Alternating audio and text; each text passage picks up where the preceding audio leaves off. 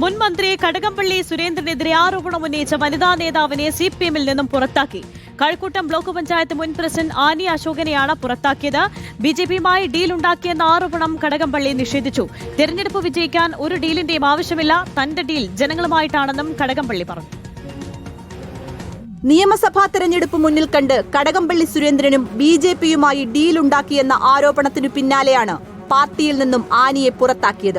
Annie ഉന്നയിച്ച ആരോപണത്തെ പൂർണ്ണമായും നിഷേധിച്ചുകൊണ്ടാണ് കടകംപള്ളി രംഗത്തെത്തിയത്.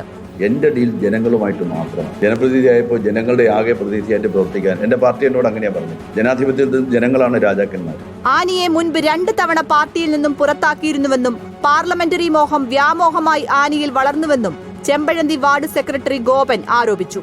2 പ്രാവശ്യം ഈ പാർട്ടിയിൽ നിന്ന് നടപടിയെടുത്ത് പുറത്താക്കിയിട്ടുണ്ട്. അധികാര സാധനത്തോടുള്ള ഒരു ആർത്തി അത് തന്നെയാണ് ഇപ്പോൾ ചെന്നെത്തിയിരിക്കുന്നത്. സിപിഐഎമ്മിന്റെ ഉടുപ്പിട്ട ബിജെപിക്കാരനും RSSകാരനുമാണ് കടകംപള്ളി സുരേന്ദ്രനെന്ന് രൂക്ഷമായി വിമർശിച്ചുകൊണ്ട് ആനി അശോകനും രംഗത്ത്.